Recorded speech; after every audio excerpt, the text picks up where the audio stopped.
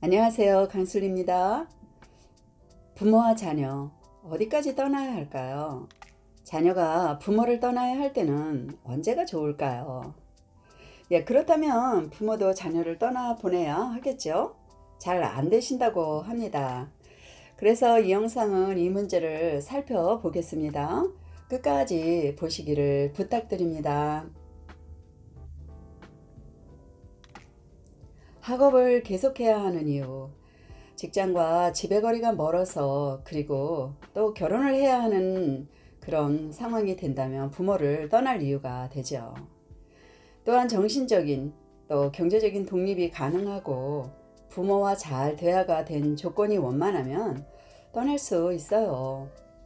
부모는 자녀가 떠나야 하는 신호를 보낼 때 이유 없이 붙잡을 순 없어요.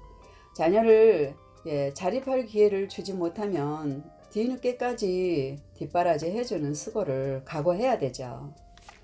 자녀가 독립할 상황이 이르다고 생각될 때는 서로 윈윈, 상호이익이라는 말이죠. 협상이 나올 때까지 공정한 대화를 여러 차례 나눠서 조율해야 해요. 어떤 상황을 가정해보고 대처하는 것을 검증해 보인다면 자녀의 선택을 존중해서 기회를 허락해 보세요. 만약에 경제적 도움을 쉽게 생각한다면 의존성이 커지게 할 우려가 있어요. 또한 자녀가 자신의 그 삶의 스타일을 책임지고 창의적으로 이끌어가는 기술 터득이 늦어질 수도 있죠. 안 그래도 부모의 영향력을 안 받을 사람은 없죠.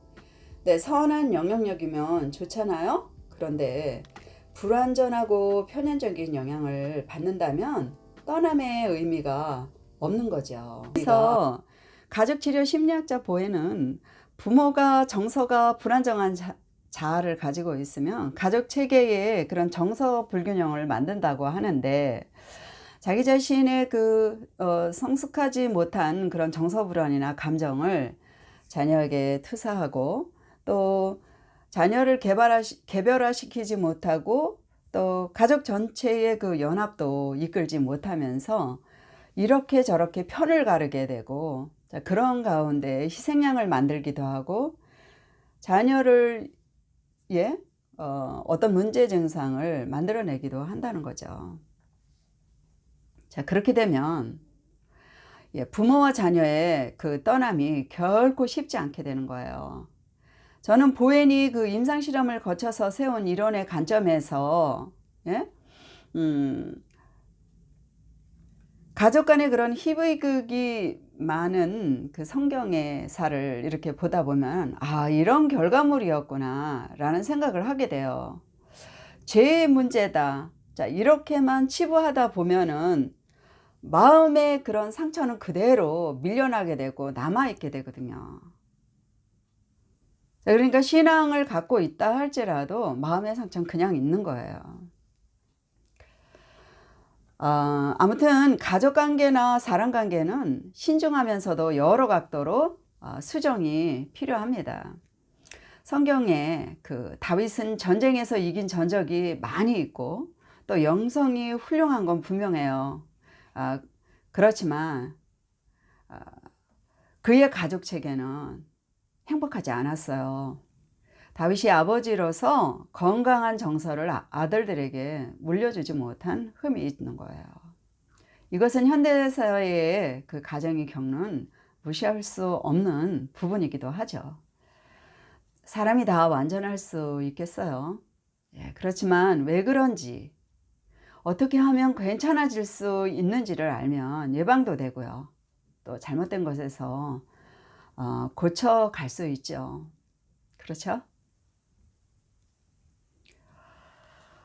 떠남은 확장된 연합을 의미한다. 왜 그럴까요? 하나님은 아담을 에덴이라는 특정 장소에 데려다 놓으시고 아담이 가정을 만들게 하셨어요. 그리고 부모를 떠나라. 하나님의 뜻을 알아볼까요? 그것에 대한 이유는 태어난 가족 사회에서 더 확장될 가족 사회로 연합을 향해 떠나라는 것이 아닐까요? 물론 신학적인 의미는 또 별도로 있습니다. 그렇지만 여기서 언급은 하지 않겠습니다. 하나님은 사람을 창조하시고 그 설계 안에서 긍정적으로 수용하고 살아갈 수 있도록 자유의지를 주셨기 때문에 하나님의 뜻을 잘 반영하길 바라시죠. 자, 그러려면 사람이 자신의 마음을 잘 지켜야 돼요. 그것은 바로 긍정의 마음을 훔쳐가는 자로부터 지키라는 거라고 저는 생각을 합니다. 때문에 부모가 해야 할 일은 긍정적인 자유의지로 결혼한 두 사람의 마음이 잘 연합하도록 정서적인 지원자로서의 충분한 도움을 주는 것이 바람직하죠. 자, 긍정의 마음은 행복함을 잘 유지할 수 있고요. 또 최고의 미덕을 지향하기 때문에 안전된 가정을 이룰 것입니다. 떠날 때 승화된 감정이 아니면 독이 된다. 왜 그럴까요? 다윗은요, 셋째 아들인 압살롬이 있었는데 그 압살롬은 용모가요, 발바닥에서부터 정수리까지 흠이 없이 아름다웠다고 그랬어요. 그래서 많은 사람들의 사랑을 받았다고 하는데, 아버지도 그의 이름을 아버지는 평안이다 이런 이름을 지어줬는데, 그게 무슨 뜻일까요? 다윗과 압살롬이 초기엔 참 좋았다는 사이였다는 것을 말을 하고 있어요. 자, 그런데 아버지는 아버지대로의 삶에서 상처가 있었고, 또 아들은 아들대로 큰 상처의 사건이 있게 됩니다. 그런데 그런 곳에서 자기 감정이 승화가 곧 치료가 일어나지 않은 상태에서 마음을 닫아버리게 되고, 또 표현도 안 되고 표출할 수도 없게 되는 이제 그런 과정을 겪으면서 점점 마음에 골이 팹니다. 그리고 마음에 독이 생겨요. 아버지는 아버지대로 또 분노심으로 아들을 회피하게 되고, 아들은 아들대로 억울하고 서운한 감정이 막 엉켜갖고 부정적 행동을 일으키게 되는데, 자, 아버지에게 원한을 품는 거예요. 그리고 아버지의 백성들에게 친절을 가정해서 그들의 마음을 훔쳐냅니다. 이것은 성경의 표현이에요. 자신이 아버지 다윗의 왕위를 탐내고 빼앗으려고 음모를 꾸미는데, 바로 자신이 백성의 마음을 훔친 자들을 모아서 그들을 모아서 반역을 하는 거예요. 그렇지만 결국에 가서는 성공하지 못하고 불행하게 그 자신이 단명하게 됩니다. 질문이 생기는데, 압살롬은 정말 아버지를 떠났을까요? 자, 여러분들이 한번 답을 해보세요. 아버지의 사랑과 인정을 받고 싶었지만 아버지를 늘 그렇게 먼 발치에서 봐야 되고, 또 그리고 하고 싶은 말도 많았을 텐데 할 기회가 없었어요. 참 아쉬워요. 자, 애증이 된 거예요. 사랑의 감정이 긍정적이면 애정이 되고, 사랑의 감정이 부정적이면 애증이 된다라고 저는 말하고 싶어요. 다윗이 아주 슬퍼하는 것과 같은 그런 그 가정들이 참 많아요. 다윗은 울면서요, 그 아들의 그 죽음을 애도를 하는데, 내 아들 앱살롬아, 내 아들 압살롬아 이러면서 차라리 내가 너를 대신하여 죽었다면, 그러면서 압살롬아 압살롬아 하고 옵니다. 그 당시 그 시기에 그의 심정을 글로 나타낸 것이 있는데, 제가 한번 읽어보겠습니다. 나를 비난하는 자가 차라리 내 원수였다면 내가 견딜 수 있었을 것이다.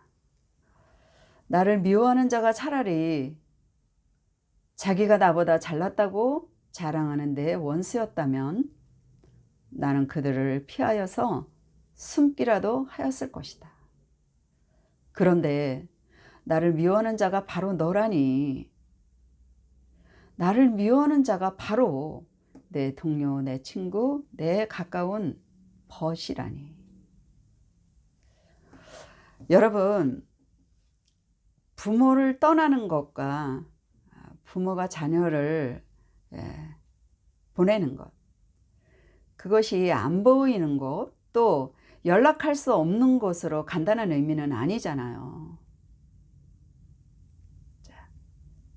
그러니까 건강한 정서이고 또 성숙한 관계에서 떠나는 거라면 물리적으로 가까이 있어도 부담스럽지 않고 또 멀리 있다 할지라도 아주 가까이 있는 것처럼 느껴지죠. 거리와 상관없이. 그리고 결혼하여 떠났어도 서로 대하는 방식이 달라진 것 뿐이지 자유가 있고 또 건전하고 안정되게 부모와 자녀의 관계는 여전히 변함이 없죠. 여러분, 어떤 생각이 드세요? 제가 이 영상에서 조금 남겨놓은 그런 부분들이 있습니다. 그런 것들을 다른 영상에서 만들기로 약속을 드리고요. 오늘은 여기까지 하겠습니다. 지금까지 시청해 주셔서 감사합니다. 다음 영상에서 뵙겠습니다.